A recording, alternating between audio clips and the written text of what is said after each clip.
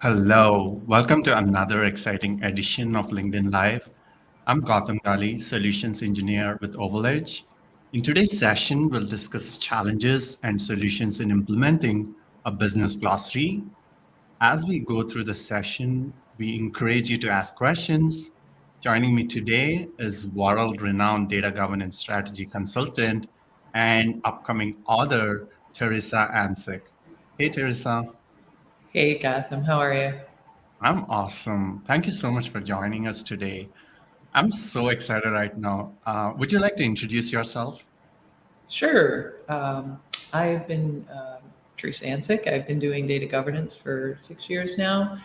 I started a long time ago in data warehousing architecture and then into data visualization and helping high performance BI teams develop the strategies and maturity models to be able to get the most out of maintaining their data assets as a uh, the health and well-being of their data assets is a high priority.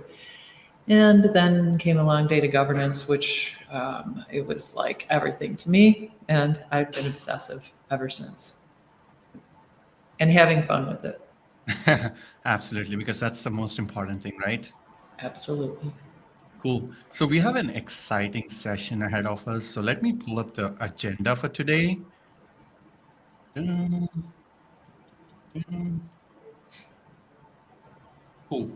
So we started off with the introduction. So these are some of the things that we plan to cover, but we would absolutely love to hear from our viewers. So any questions you may have, please put them in the comments and then we will take those up.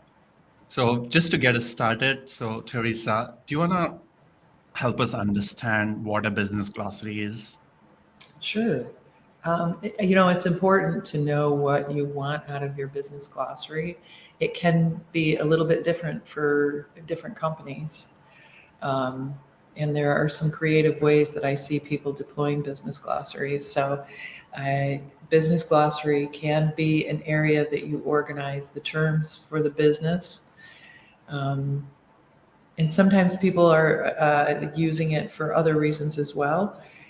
Occasionally, I'll be working with a client that wants to have a term for every field in every table in their applications and put it in the business glossary, which can, if not handled properly, create kind of confusion. Oftentimes, the business glossary is for the business to be able to curate and describe a robust definition of what term means to them. And when they go to that business glossary, they're trying to find the details of the definition and where they can ingest that term in your data assets. Where can I find the information that's accessible to me? So Mhm. you may not want to have a term for every field and every table in your business glossary. Mhm. And that is a good use for your data catalog. And oftentimes that data is in third normal form. So it's also difficult to like bring both components together. But being able to deploy your business glossary, having considered that strategy, Mhm. I think is important. Other ways that I see people deploying a business glossary is to keep track of um, your data quality routines that you've got in a data quality library. You want to bring more transparency and visibility into that. Mhm. So, and the other another use case for a business glossary is to be able to have your data warehouse team describe what is a surrogate key and all of the derived information that they're publishing in the data warehouse Mhm. that is a combination of other data. Wherever that information is being introduced into your data ecosystem, you want to be able to say, do I need a business glossary term? Will people be looking for this information? And then build out your backlog. Mhm. Absolutely. So I think the examples that you shared are so relevant. What I'm understanding is that your data ecosystem many times is messy, complex, and there's a lot that's happening. But Absolutely. the business glossary, when you're looking at things through the lens of a business glossary, you are creating that consistency and bringing some sense of calmness in a chaotic data world, right? Am Right. I getting that right? Yes. And Okay. you can have a business glossary and define your terms in an Excel spreadsheet, but when you get Mhm. into more sophisticated data governance model, the business glossary becomes the hub.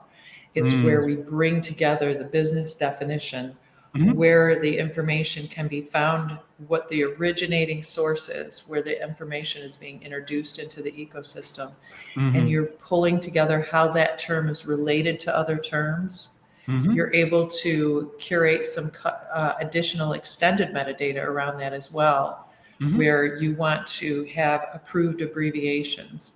It's really the conduit that's going to provide consistency. And Mhm. that is the crux of data governance, is being able to provide consistency in the term, the use, the Mhm. source, the handling, the quality, and the abbreviation, so that everyone is more confident in what they're looking at, and that that data is a valued asset. Absolutely. That makes a lot of sense to me. So I think the value from a business glossary is obvious, right? You're creating that consistency for reporting purposes, or like when you're looking at metrics, you really want to take uh, decisions based on accurate reports, and business Yeah, glossary is enabling you to do that. So, especially with metrics. mhm, Oftentimes, absolutely. you find that when you look at metrics in an organization, they've got three different ways they're calculating, but they're calling it the same thing. So the business Mhm. glossary, again, is going to give that transparency and visibility around your metrics. Mhm. But do you think, in your experience working with so many clients, that people do see value in business glossary? I mean, that's what we have been talking about, but do people feel that way? Yeah,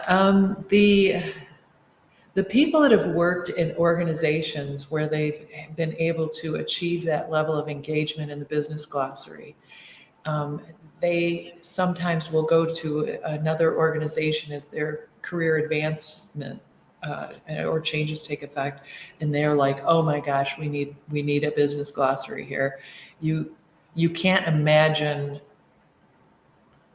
not having it, because it Mm-hmm. becomes so valued in those organizations. There's so much benefit to being able to know who to ask a question to. The name of the Mm-hmm. owner and the stewards are right there. If you have a definition that doesn't quite fully describe something, I can click on a button and say, "Hey, does that impact this, or how is that? I'm also seeing this over here. Is that a good Mm-hmm. place for me to draw that data down?" You've got instant and consistency and transparency around those things. Where the current state is oftentimes a lot of different silos of information. Mm-hmm. You will have information that's being added by a team, and they know what they're adding and it means this to them. But by the time you're ingesting that information, the definition is changed and they think that it means something else. So, and they don't know who to ask a question if that data disappears off of a report. And they're not sure if they're developing something with that Mm-hmm. term on it. It might exist in 19 different fields. Where's the best place to draw it down? And so when there's a quality thing that comes up, we're not really that efficient at finding the source and tracking it back to the root cause. So all of these individuals throughout the organization are achieving value of having that business glossary and the extension of the components of that business glossary to be able to enhance their individual goals for data management. Got it. So, Teresa, moving on to the next section, uh, Okay. we want to understand what challenges people typically face while implementing a business glossary. Ooh, that's a good one. Um, some of the ones that come off right off the top of my head is who owns it? Who owns that Mm-hmm. definition of the term? Um, and that can be a fun one. I've seen it where the marketing team wants to own all of the customer data, because they use it the most. So, and sometimes I get called in, and the ownership is a heated conversation. So the marketing team wants to own it because they use it, but also the finance team wants to own it because they need it as well. And so we really try to identify all of the information that's coming in from the various teams. You might have a customer name that someone puts in on a website that was entered in by the customer. So if it's a website that I'm not really serious about, I might enter my name in as Princess Buttercup. But then later I decide to go ahead and do business with that organization. And now I've added my email address and they validated my name because I had to show my ID when I checked in to that hotel, let's say. Now that customer name is valued, it's a different customer name. It's a verified customer name, whereas a website self-entered name may not have the same level of value. So it can be a very complex area.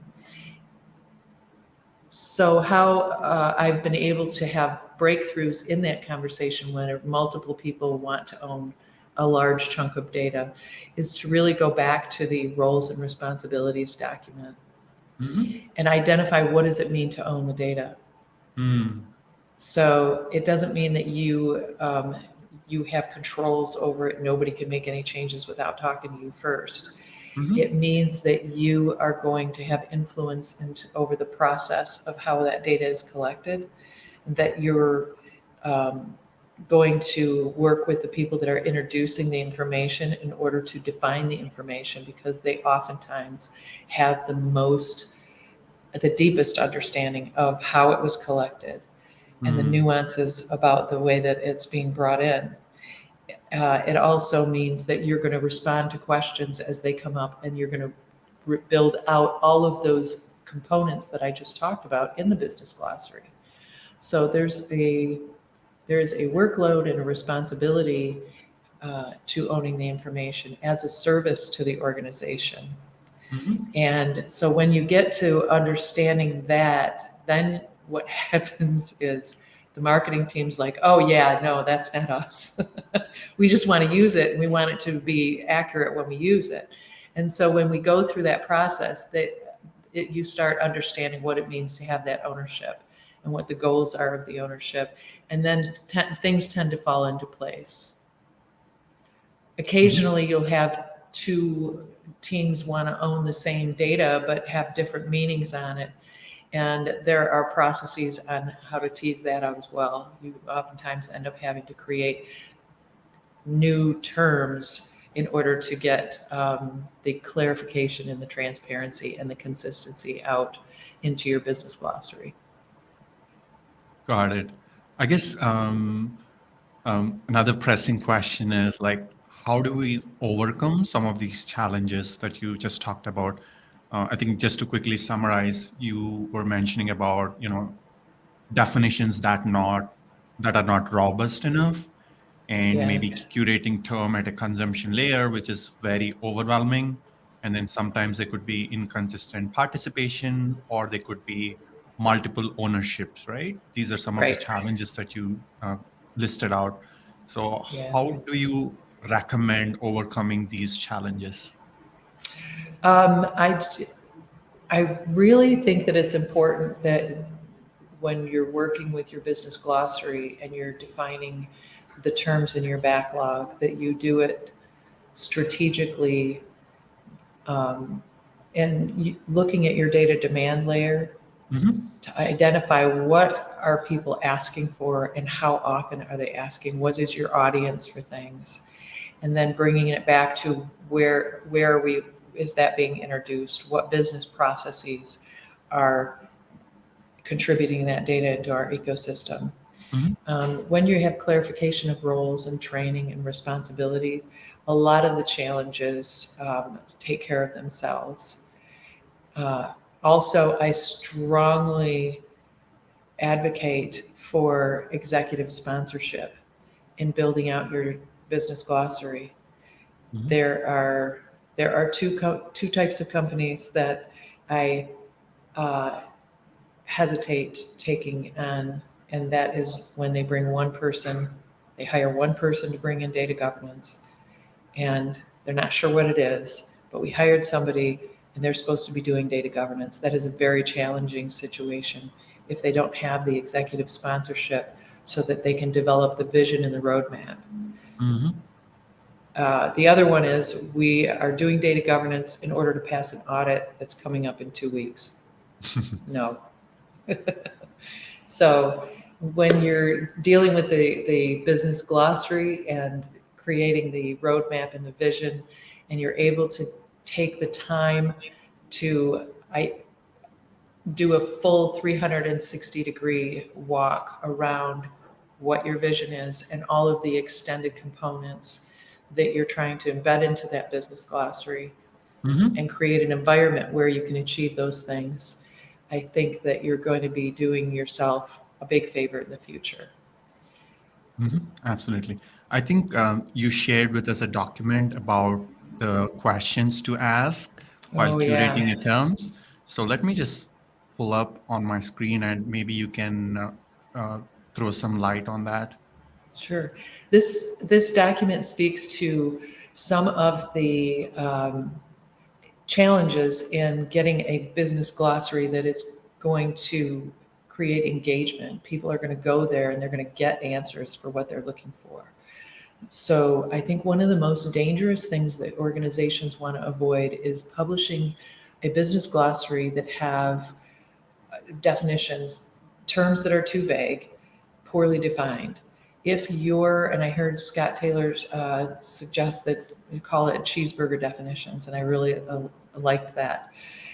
So if the definition of a cheeseburger is a burger with cheese, and I went out of my way because I have a question about this item, and that's all I get, it is not helpful. And if Mhm. you're coming out of the gate with definitions that are just not well rounded, they'll never come back.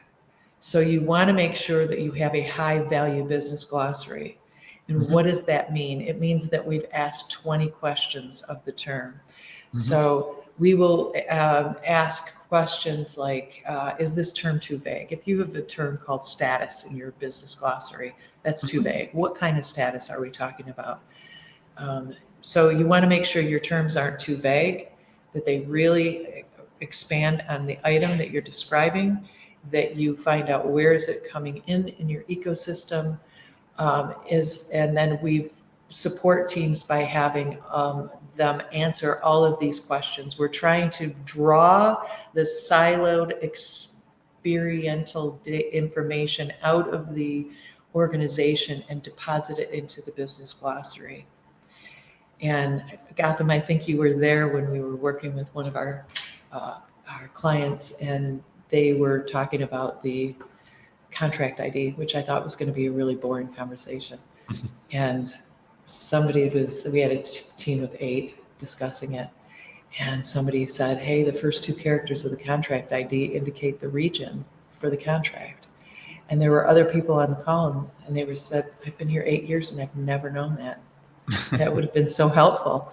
Yeah. And I did a little dance. I was like, exactly that. That is what we want to have in the business glossary. That kind of nuance for how that information is, how it's traveling. Is it changeable? What teams are leading into that information in order to continue the process? All of that good stuff. We have a Absolutely. document here that has some questions. I would love it if people in the chat could add questions that they might consider in this document and round it out. It should be much longer than this, but it also changes depending on your domains. Mhm.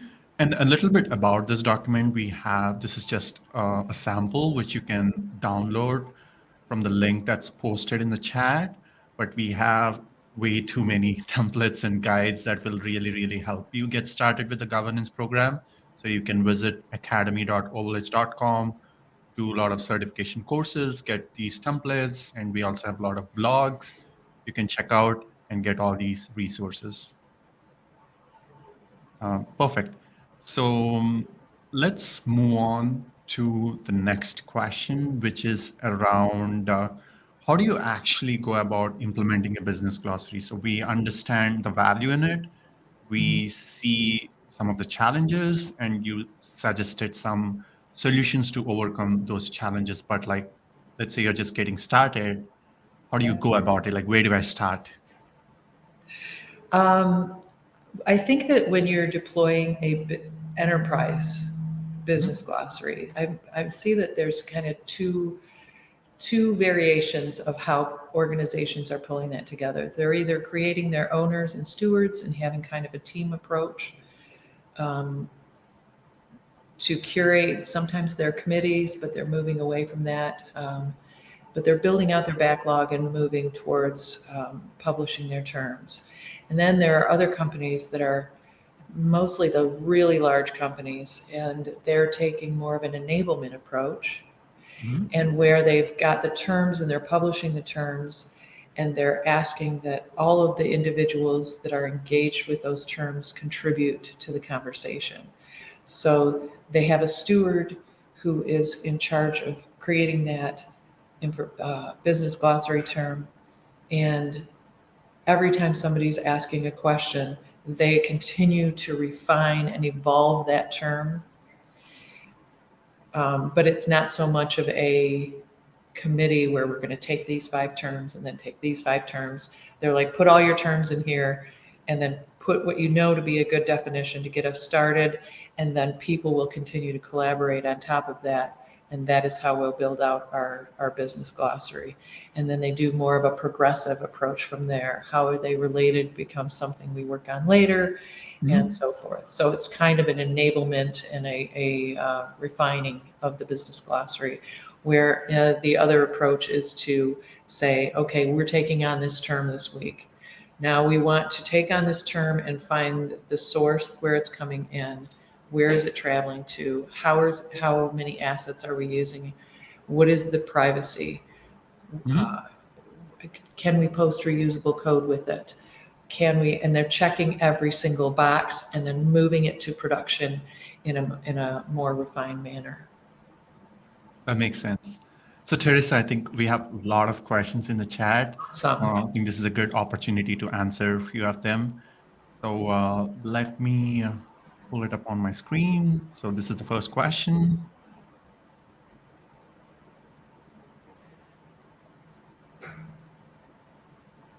What are your thoughts on That is this? a great question. Teresa, should the glossary term be linked to all physical data assets, columns, tables, files? Is there any ML, I'm not sure what ML means, enablement to do with this uh, less effort? Oh, machine learning. I get you. I get you, Naveen. Um, the machine learning is fantastic. When you have the ability to apply machine learning to your business glossary, it's a game changer. So you can find, especially in your privacy domain, but you can use it for your other terms as well. So I think the most important thing with a business glossary for the business is to show them where they can ingest that information. I think it's important to have the term linked to where you're applying the data quality and where it's coming into your ecosystem. Do you need it a link to all of the other areas? I'm not sure all of the other areas could be validated as meeting the definition or the policy for that term. So it's not as important or mandatory. So is it mandatory? Ishmael, I hope I am saying your name right.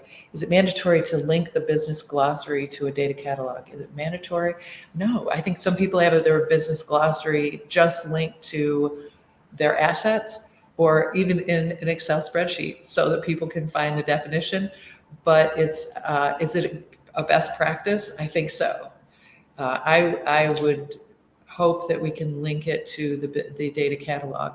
It gets tricky, you guys, because in the data catalog, oftentimes the information is in third normal form. So there's a conversation that we need to have over whether it can be accurately linked in the business glossary. And I want to be able to link it in the business glossary so that all of the developers and the people that are doing quality, are they getting the benefit? So that's really the goal there. It's not every single time it has to be connected, because sometimes you'll lead people to using information that doesn't meet the policy.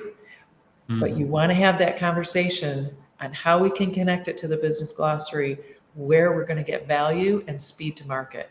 Those are the two questions there. I love these questions. Let's do more. LinkedIn user, anonymous. How do you define a term when 4 teams have 4 different understandings and purposes for the same data point? Who's right and who wins? That is a phenomenal question. That is really about teasing out all of the differences and pull it all out and then lay it out. And what you will probably find is that you're trying to bring people into a single understanding when they actually need more terms. We just don't have enough variation of the term. So an example, when I have a metric, there's 3 different calculations. Those calculations were needed, but we all called it the same thing. We're going to keep the calculations. We're not trying to take any data away from anyone. But what we do need is a distinction. So now I'm going to try to find out what are the commonalities and where do we depart from those commonalities so that we can create those additional distinctions. And then who owns it? Got it. So we have another question So to answer the who wins, everybody wins with data governance. We should have T-shirts made. The new Ovaledge T-shirts. Everybody wins with data governance. Julie wants to know: do you think there's an advantage to using a federated glossary versus decentralized glossary, specifically when there are 2 groups using a single term with different meanings? Another phenomenal question. We need to do like a 4-hour LinkedIn Live marathon for these. I could do this all day. I don't like to have the same term found more than once. There is usually a point where you can start with a multiple terms, but that consistency is what we're going for. And if I have the same term in different domains because they think it means this and they think it means this, if I go to where is that being introduced into our ecosystem and what did it mean at its inception, that is the definition. And now if they're using it differently, I'm going to go educate them on what it meant when we brought it in. Did we make a change? And do we need another distinction for how you're interpreting it or how you've brought it into your line of business?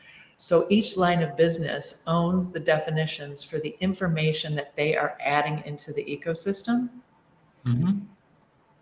And so if you go with that philosophy, then you'll be able to create that consistency. Got it. So the next question is from Becky. She wants to know, why is building and maintaining a business glossary so difficult to achieve? I think it's because there's a lot. Who owns it has to be figured out. And then how to make it valuable and how to gain all of the information and bring it into the organization in a way that you have the capacity to achieve. Capacity is always a big one. Consistency is always a big one. And knowing the value of what you're trying to produce. For instance, even with the last question, can we have the term show up in all the different lines of business so that they can use it differently? Is that going against our core philosophy? And that's one of the things that I do with an organization, Becky, is I get a charter document where we really have the definition of what data as an asset to the organization means to us. And if we know what it means to us, we can always go back to our philosophical underpinnings and create that consistency and stay focused. So I talk a lot about the importance of that charter document. And if anybody wants a copy of it, ping the Ovaledge and I'll give it to somebody so that they can share it with our listeners. So yes, Becky, why? The answer is vast. Great. So the next question is from Naveen. There has been some recent thinking about creating glossaries within domains so that we don't push one central and rigid connotation across different business units. Thoughts? My thoughts on that, Naveen, are I'm not sure that you're going to achieve consistency or speed to market. Um, what is it that data as an asset? It means that I'm doing everything I can in order to get the benefits of having that term policy. So I do want to, I think I know where the question is coming from. So we have a contract ID and it's coming in through Salesforce. So the people that are bringing that contract ID and they did the definition of what that means. But we have interoperability that's bringing that into our call center.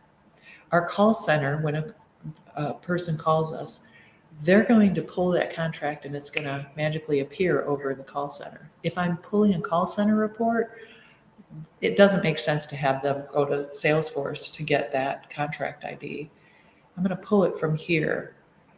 And that's the safest place for that report to pull it. So I want to be able to link that to the call center and say, if you're pulling a center report, get it from here. Here's some reusable code. Here's the original source. By creating that original source, you've opened up me being able to do proactive data quality where I can stay perched in the call center, looking over to make sure that the contract ID doesn't have letters in it. It's got preceding zeros and all that good stuff. And because I can't proactively perch on the 29 other fields. Mm-hmm. So you're creating the definition, it's traveling where it goes.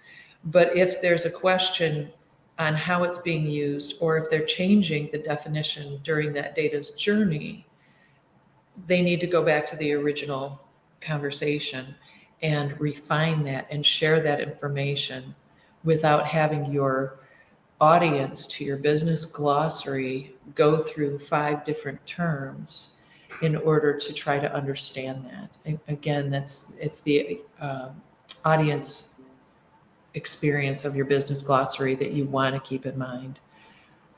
Got it. So Makes that's sense. my original thoughts, Naveen. So Teresa, I think we have some really, really good questions and a lot of questions. In the interest of time, I'll just pick few that are not already covered. So Okay. Let's go with this one. What are the key parameters while selecting a tool for business glossary? Please share from your experience, Teresa, please. Love it. I do get asked to participate in a lot of different organizations that are embarking on tool comparison. And I think that it comes into your functional assessment and your goals for what data as an asset means to you. So you want to be able to identify for yourself. And I do have a document that I use to help them understand all of the different functionality. Mhm. And what I did is I took the dimensions from the DMBOK book that many of you might have heard of, and then all of the different functions that those different dimension that players need from a business glossary tool. And I created the functional, and these people need it to be able to do this. Now, keep in mind, everybody is contributing to and drawing from the centralized governance tool. So you want to make sure that it's not cobbled together from different things. Where interoperability becomes clunky and you need a lot of administrators, but you also want to know that you can associate your information, that it's got machine learning components if those are your goals. Some data governance goals lean heavily into privacy and security, and some data governance goals are being driven by wanting to support data asset, data lake development, and self-service support.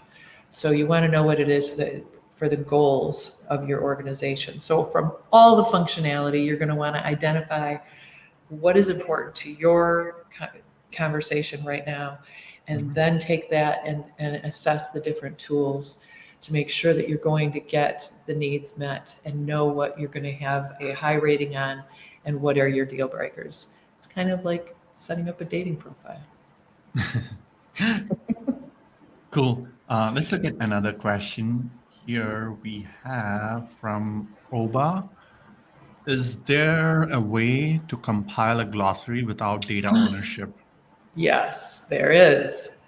And it was one of the things that one of my mentors pushed me early on in my career was, I want you to understand the data demand layer. And I went out to do whatever it took to understand the data demand layer. So when you get into crawling, even if you haven't crawled it, the metadata is there.